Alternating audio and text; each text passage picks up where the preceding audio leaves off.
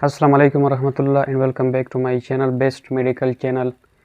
आज हम माइक्रोबायोलॉजी में पैरासाइटोलॉजी के लेक्चर शुरू करेंगे।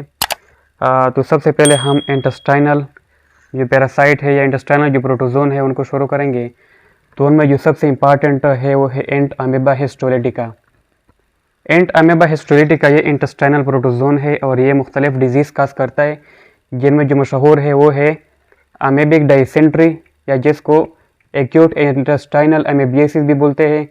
और उसके साथ साथ ये लीवर में एब्सेस काज करता है और ब्रेन में भी एब्सेस काज करता है और लंग्स में भी एब्सेस काज करता है। तो जो एंट अमीबा हिस्टोलिटिका है इसके दो स्टेजेस होते हैं। मेनली इसके दो फॉर्म में होता है। एक होता है इसका सिस्टिक फॉर्म और एक होता है इसके ट्रोफोजाइट्स।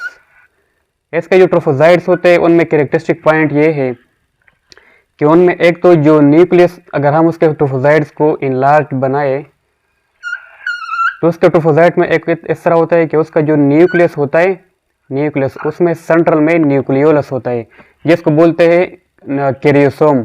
इसके अलावा यहाँ पर उसके ट्रोफोजाइट में इंजेस्टेड आरबीसीज भी आपको मिलेंगे। ये एक कैरेक्टरिस्टिक पॉइंट है एंट अमीबा हिस्टोलिटिका के ट्रोफोजाइट का कि यहाँ पर आपको इंजेस्टेड आरबीसीज भी मिलते हैं और यहाँ पर जो न्यूक्लियस होता है वहाँ पर न्यूक्लियोलस भी सेंटर में होता है जिसको कैरियोसोम बोलते हैं। इसी तरह यहाँ पर आपको क्रोमेटिन मटेरियल जो है ना वो भी प्रोमिनेंट पेरिफेरल क्रोमेटिन मटेरियल भी यहाँ पर आपको मिलते हैं। अगर हम सिस्ट की बात करें तो जो सिस्ट होता है, सिस्ट यहाँ पर 4 न्यूक्लियाई होते हैं इसके सिस्ट में। ये एक कैरेक्टरिस्टिक पॉइंट है एंट अमीबा हिस्टोलिटिका का। सिस्ट ये 4 न्यूक्लियाई होते हैं इसमें और सिस्ट नॉन मोबाइल फॉर्म है और इन्फेक्टिव फॉर्म है, जबकि जो ट्रोफोजाइट है वो मोबाइल फॉर्म है, यानी ये हरकत करता है और यानी इन्वेजिव फॉर्म नहीं है बल्कि ये नॉन इन्वेजिव फॉर्म है। अब एंट अमीबा एक और अदर इकोलाई जो है ना वहाँ पर अगर हम उसके सिस्ट को देखते हैं तो उसमें हमें 8 न्यूक्लियाई मिलते हैं, जबकि एंट अमीबा हिस्टोलिटिका के सिस्ट में 4 न्यूक्लियाई होते हैं। तो ये दो फॉर्म हो गए, एक सिस्टिक फॉर्म जो कि इन्फेक्टिव फॉर्म है और एक ट्रोफोजाइट फॉर्म जो कि नॉन इन्फेक्टिव फॉर्म है। अब हम इसके लाइफ साइकिल की तरफ आते हैं। तो सबसे पहले जब कोई कंटामिनेटेड फूड खाते हैं या कंटामिनेटेड वाटर जिसमें सिस्ट होते हैं एंट अमीबा हिस्टोलिटिका के, तो जाते हैं हम जब लेते हैं मौत के थ्रू तो फिर वो स्टमक में जाता है। स्टमक के बाद जब ये स्टमक से पास होता है तो फिर ये जो है ना सिस्टिक फॉर्म ट्रोफोजाइट में कन्वर्ट हो जाता है। यानी जब एक सिस्ट जो है ना वो 8 ट्रोफोजाइट बनाता है, उसके बाद जब ट्रोफोजाइट बनते हैं तो ट्रोफोजाइट जो है ना ये फिर 2 किस्म के इन्फेक्शन काज कर सकते हैं। एक तो होता है नॉन इन्वेसिव डायरिया काज कर सकता है। नॉन इन्वेसिव डायरिया उस सूरत में काज करता है कि मिसाल के तौर पर ये हम इंटेस्टाइनल के एपिथेलियम को लेते हैं तो एक तो एपिथेलियल सेल होते हैं, उसके साथ फिर म्यूकस होता है, उसके साथ फिर ब्लड वेसल है।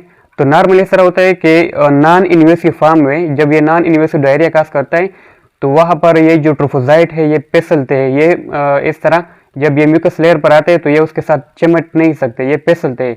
तो इस वजह से फिर ये जो है ना एज इट पहले स्मॉल इंटेस्टाइन में जाते हैं, फिर लार्ज इंटेस्टाइन में और फिर एनस के थ्रू जो फीसेस होते हैं उसमें ये एक्सक्रीट होते हैं। लेकिन तो ये नॉन इन्वेसिव डायरिया में जो सिस्टिक फॉर्म है वो मेनली यहाँ पर यानी आपको एक्सक्रीट होते हैं जो ट्रोफोजाइट है।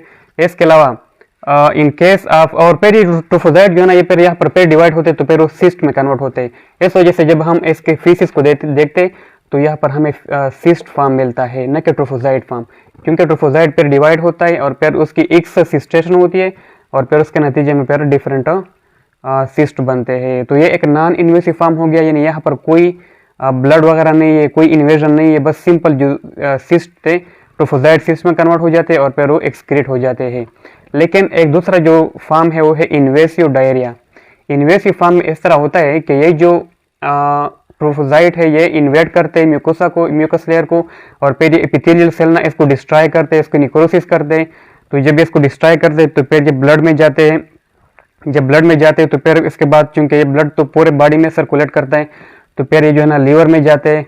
जब लीवर में जाते हैं वहाँ पर अमेबिक लीवर एब्सेस एक डिजीज है जिसको बोलते हैं अमेबिक लीवर एब्सेस, ये वो काज करते हैं।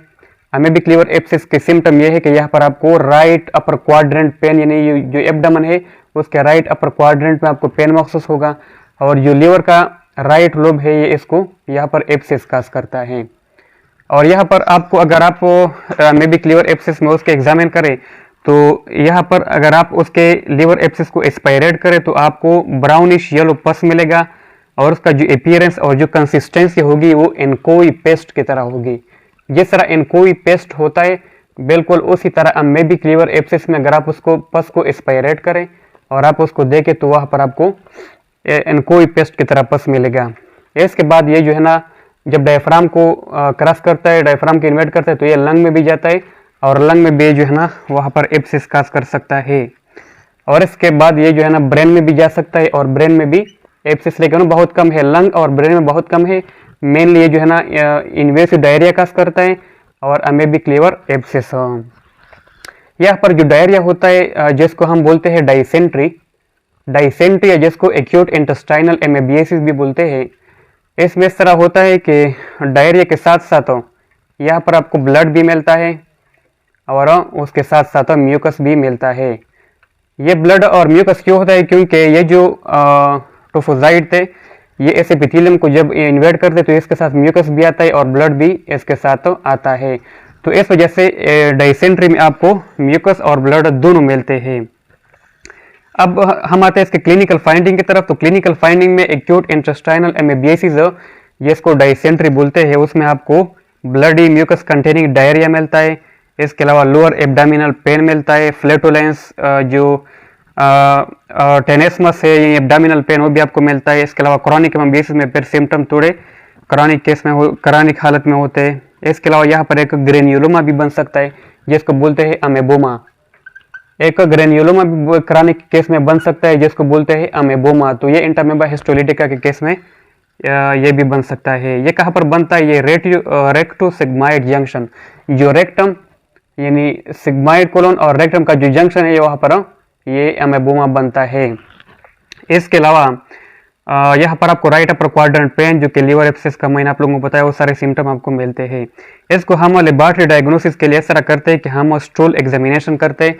स्टूल में ओ एंड पी जिसको बोलते हैं ओवा एंड पैरासाइट उसको हम देखते हैं। क्योंकि यहाँ पर हमें सिस्ट मिलते हैं तो हम उसको सिस्ट को देखते हैं, 3 सैंपल लेते हैं और सिस्ट को एग्जामिन करते हैं। फिर हम यहाँ पर जो मैंने आप लोगों को इसके कैरेक्टरिस्टिक में बताया कि इसका जो न्यूक्लियस होता है वो फाइन न्यूक्लियस होता है, स्मॉल सेंट्रल न्यूक्लियोलस उसमें होता है जिसको कैरियोसोम बोलते हैं। तो इसके थ्रू भी हम इसको एग्जामिन कर सकते हैं। इसके अलावा यहाँ पर जो सिस्ट होते हैं मैच्योर सिस्ट उसमें 4 न्यूक्लियाई होते हैं जबकि एंटमेबा कोलाई के सिस्ट में 8 न्यूक्लियाई होते हैं। इसके अलावा इसके लिए हम पीसीआर टेस्ट भी करते हैं। सेरोलॉजिकल टेस्टिंग भी हम करते हैं, इनडायरेक्ट हेमाग्लूटिनेशन टेस्ट उसके थ्रू फिर हम पेशेंट में खासकर जो इन्वेसिव स्टेज होता है इन्वेसिव डायरिया उसके इसमें फिर हम सेरोलॉजिकल टेस्टिंग भी करते हैं। इसका जो ट्रीटमेंट है, ट्रीटमेंट के लिए हम जो यानी एनारोबिक इन्फेक्शन को ट्रीट करने के लिए जो हम मेट्रोनिडाजोल जो कि ड्रग ऑफ चॉइस है तो इसके लिए हम मेट्रोनिडाजोल देते हैं for the treatment of acute intestinal amoebiasis और जो लीवर एब्सेस है इसके कॉम्प्लिकेशन को ट्रीट करने के लिए। इसके साथ साथ हम टीनिडाजोल भी दे सकते हैं फॉर द ट्रीटमेंट। इसके प्रिवेंशन में यह है कि हम जो फूड खाते हैं उसको हम प्रॉपरली यानी कंटेमिनेशन से फ्री करें। इसके अलावा प्यूरिफिकेशन टेक्निक इस्तेमाल करें और इसके साथ साथ ह्यूमन फीसिस जो है ना वो जिस जगह पर होते हैं वहाँ पर हम खुराक वगैरह ना खाएं। यानी जितने भी प्रिवेंटिव मेजर है अगर हम उसको अपने ऊपर उसका ख्याल रखें तो फिर हम इससे महफूज रह सकते हैं।